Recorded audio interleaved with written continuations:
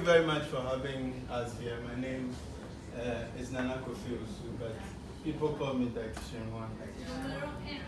I'm sure we met somewhere on your screen. I'm so happy to be here. This place almost looks like a fortress, but when you enter, it's very friendly. Thank you for having me. I'm hoping that one of these days I can afford to come and sleep. Amen, amen. Oh. Okay, so I'm talking about healthy eating for chronic disease prevention and management. Dr. Kwapon has done a very good job at giving us the medical understanding to two of the major diseases that bedevil us, diabetes and hypertension. And he's done a little on stress.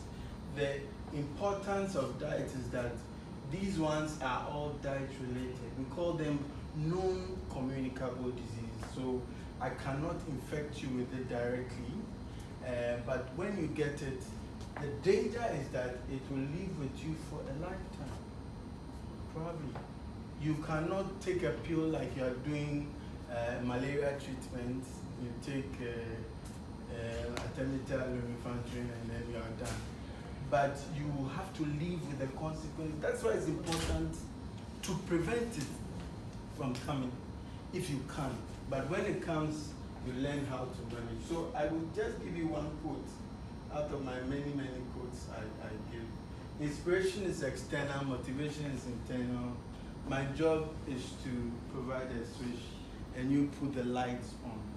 So we are discussing things. If you don't open up your mind and decide to grasp what we are talking about and use them, it will be just a talk shop, an exercise in futility. So tell your neighbor, lights on, lights on, lights on. The lights on. Open up your mind so that you can grasp. The next one, let thy food be thy medicine before thy medicine. You see, this guy is taking pills 2-3 times daily, and we call it TDS. We'll give you 2 pills morning, 2 pills afternoon, 2 pills. So it's become breakfast, lunch, and supper. It drawn off the air with beer. But you can eat in such a way that the food now becomes medication. So anytime you are eating, ask yourself, what I'm eating, is it helping my health or it's hurting my health? Food is not just for satiety. Pinting beer and now me, pinting beer over. So eat in such a way that you can add to longevity. Okay? So doctor talked about BMI. BMI is body mass index. Can you all say it, please? Body mass index. Everybody must know it.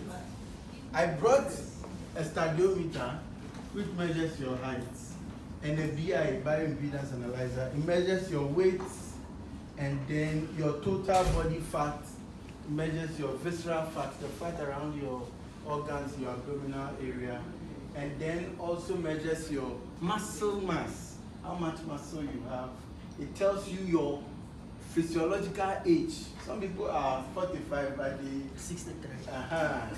You know, so this is pro bono. It will be here when we close. I'll spend some 10 minutes. If you are interested in finding your BMI and getting to know what your body fat analysis is, we can do it for you.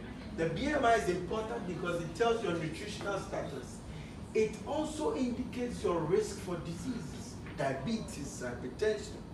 If your weight is more than your height needs to have, your risk of getting disease is high. If you are shorter, you cannot be heavier. If you are taller, you can weigh more. Are you with me? Yes. Okay, so if you are vertically challenged, then your weight is affected. So the BMI is measured, is calculated by your weight in kilograms over your height in meters squared.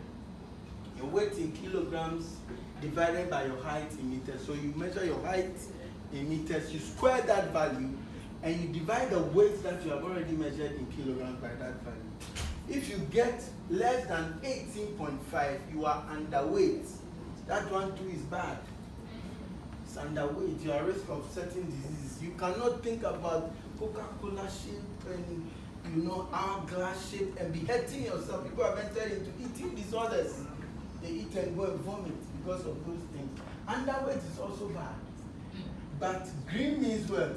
Go, go, go, and go. So when your BMI is between 18.5 and 25, who do? You understand? So you are okay.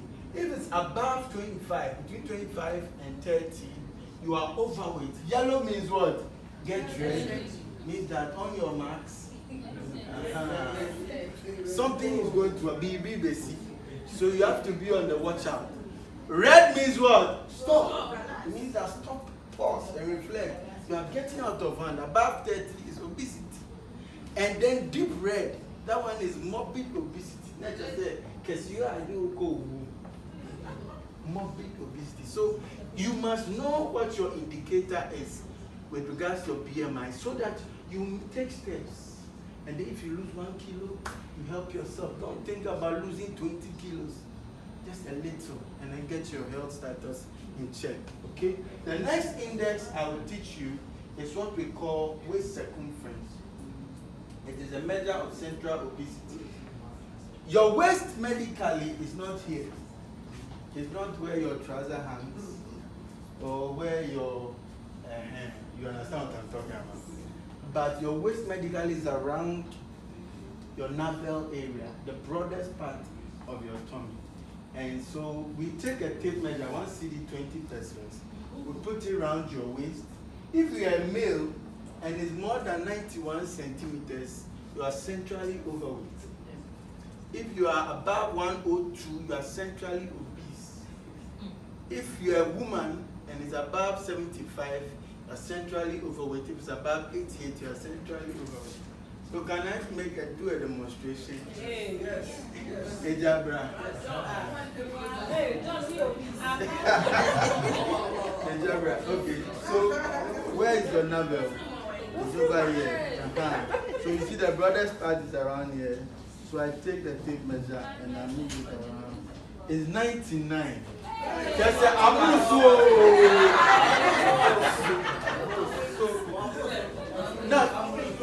now listen, the danger with central obesity is that it is a risk factor for type 2 diabetes. Remember I talked about the types, type 1 and type 2. Type 2 is the one that your fat, the fat around your abdomen goes to block the receptors, the places where the insulin goes into your blood to pick the glucose that you get from the food. The glucose, insulin picks it and takes it to the cell. There are receptors on the cells. There are things on the cells that the insulin attaches to and enters the cell. Sometimes when you have fat around this place, the receptors become fatty. Fat blocks it, so it becomes insensitive to the insulin. Then you get type 2 diabetes. So you are producing a lot of insulin, but the insulin is not working well. So in all you're getting, you don't get a problem. Because it's very difficult to deal with. You understand? You understand what I'm saying? So this is something you must check and watch out for. Okay? Now, we've talked about physical activity. This one we know. And then this is another risk that people are doing. The church of green bottles and glasses, you must be careful about. The thing I'll say about this more is about passive smoking.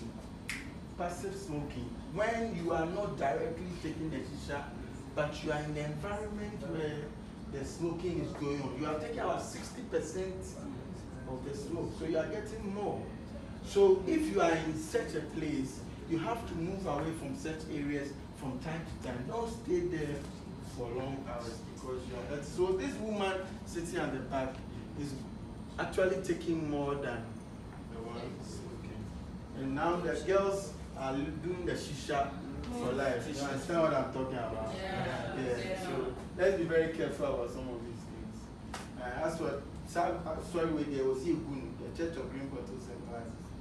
Or if you take, you have to reduce it. So what do you see here? This is 1 gallon. Okay? And this is what? 4. Okay. So I point something, I say 1 gallon is better than food. Tell your neighbor for me. Do you see how the taxi drivers buy fuel? Yes. One time. That is how you are supposed to eat. You don't eat on full tank. Because when you eat on full tank, the amount of glucose that comes into your blood is a lot. The demand for insulin is very high. If you have a genetic susceptibility, this is your family, you trigger the onset, you precipitate the onset of diabetes when you eat large meals at a time. So moderate the quantity and spread it over. Some people will eat carry forward. They eat breakfast and carry forward. They won't eat 001. They will skip breakfast, skip lunch, and then the supper, they will combine the breakfast and the lunch and the supper together. And they will put it on their table and they say, who art thou great mountain? Before Zerubbabel shall become great. Then they start quoting scriptures. It's not by mind. It's not by mind. I can do all things.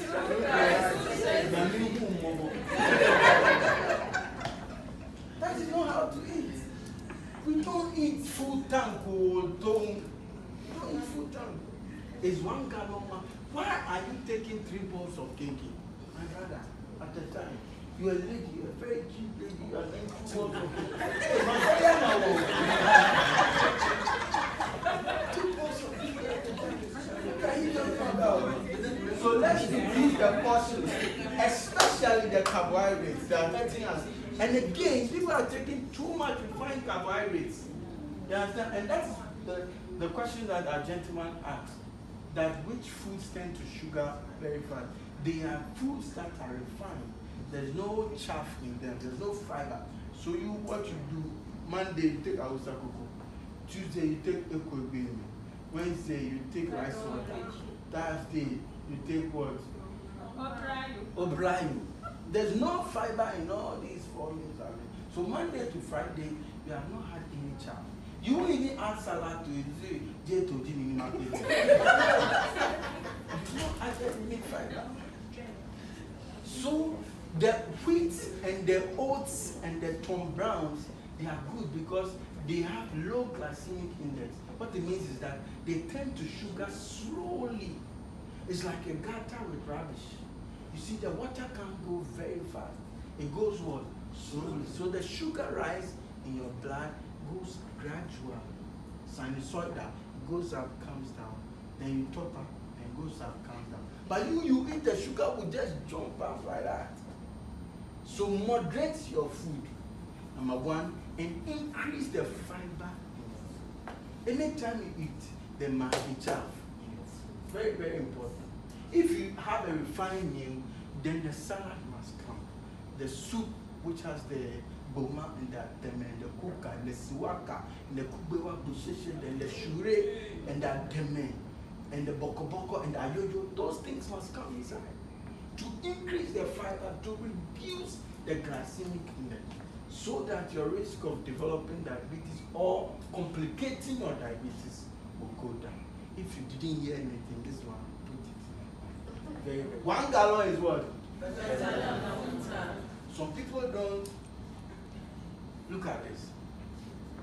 If you do this, you must go and see your pastor. You are eating and then you add a drink to it. Or you are eating, add a soft drink to it. Or some people, you know, nutritionally, I find out that it's caloric overload if you add soft drinks to food. Unfortunately, in Ghana, when you go for a meeting, they'll serve you a soft drink and they'll serve you the food, and you eat all at the same time. The calories that are coming in your system, that is why you get a pot belly or you gain weight.